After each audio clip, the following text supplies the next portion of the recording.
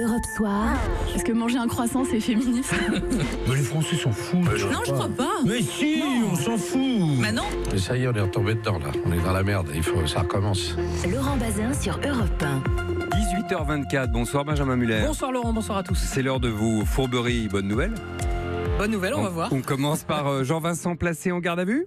Oui, soupçonné d'avoir importuné des femmes dans un bar en état d'ébriété, sujet majeur dont on a débattu pendant des heures ce matin sur CNews. Il y a effectivement quelque chose dont on parle assez peu, c'est la psychologie parfois des hommes politiques lorsqu'ils sont au sommet et puis après qu'ils peuvent avoir des difficultés, ce qui était le cas en politique de Jean-Vincent Placé. Oui, dressons le portrait psychologique de cet homme et expliquons, sans rien savoir de l'affaire, pourquoi il aurait fait ce que l'on pense qu'il a peut-être fait, même si on n'est pas tout à fait sûr qu'il l'a fait. Jean-Vincent Placé, à première vue, il a sans doute très mal vécu ce fait de n'être, entre guillemets, plus rien politiquement. Oui, d'ailleurs, souvent, quand on perd une élection, on insulte tout le monde, et en particulier les femmes. Une autre explication, peut-être? Pour certaines personnes, on perd la tête très très vite avec un peu d'alcool. Là, il a perdu la tête parce qu'il n'est pas bien. Moi, je postule qu'il est quand même un peu dépressif. Voilà. Voilà pour la consultation en direct, c'était CNews. Alors, Jean-Vincent Placé, qu'en dit-il lui-même? On a eu la version de Nicolas Canteloup ce matin sur Europe. Monsieur Placé, vous étiez en état d'ivresse et vous avez importuné des femmes. Allez, Julie, allez, fais voir tes loches. Alors, plus sérieusement, comment réagir pour les femmes quand un homme relou, un homme violent s'en prend à vous dans la rue? Marlène Schiappa a raconté ce matin sur France 5 qu'elle en discute déjà pas mal avec sa fille, qui est pourtant très jeune. Et ma fille qui a 11 ans, je l'entends déjà parler avec ses copines de stratégie d'évitement et de comment on fait dans la rue quand il y a une bande de garçons qui arrivent en face. Et alors, elle lui a répondu quoi à sa Moi, fille? je lui avais dit au début, écoute, quand tu vois quelqu'un qui te siffle, tu fais comme si tu n'entendais pas, tu regardes droit devant toi, voir, on va changer de trajet, etc. Ma fille s'était énervée et elle m'a dit, mais attends, c'est pas à moi de changer mon trajet parce que des gens se comportent mal. Oui, les chiens ne font pas des chats. Après la grève, on a encore parlé de la grève aujourd'hui. Oui, notamment parce que le Premier ministre en a parlé ce matin. Il s'appelle comment déjà le Premier ministre? France Info, 15h30 tout à l'heure. Tout comme l'ouverture à la concurrence du domaine ferroviaire. Et là, c'est Édouard Philippe, pardon.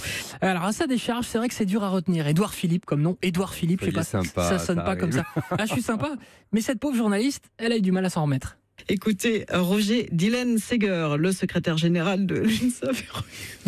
Voilà, la pauvre, j'ai bien aimé ce petit fou rire. Alors à propos de cette grève, je ne sais pas si vous avez remarqué, mais on a eu le droit à plein de reportages de journalistes qui se lâchent et sous prétexte de galère de transport, nous racontent leur vie.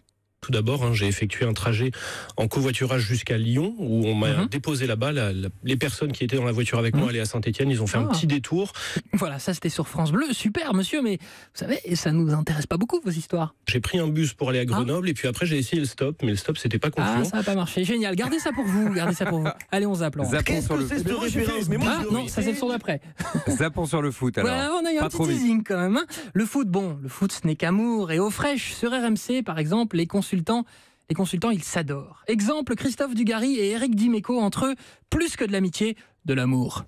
Qu'est-ce que c'est cette référence? Mais moi, c'est nul, Eric, de dire ça. Mais oui, mais que c'est nul, Eric Dimeco, c'est honteux de dire comme ça. C'est pas la même chose. Mais t'as honteux de rien, mon petit. Les gars, cool, la vie est belle. D'ailleurs, le foot, ça peut aussi être feel good. Radio Nova, ce matin, a invité le commentateur star de la chaîne L'équipe, Johan Rioux. Rioux, qui est sympa, qui a accepté de commenter en live un match depuis le studio de Radio Nova. Ça claque. Scotchman, Bastien, Marie-Edouard, on des équipes, et le ballon c'est le sopalin. Bastien qui tente de donner le ballon tranquillement. Il n'y a pas du tout une odeur de chiotte, au contraire c'est une odeur de poésie d'opéra. Le ballon, Edouard Baird qui tombe, il est heureux, c'est magnifique, on sera toujours avec toi. Laurent, demain je viens avec du sopalin, on se fait un match, ok? Oui, reposez-vous plutôt. Oui, sans doute. Merci beaucoup Benjamin Muller. À demain. Europe 1.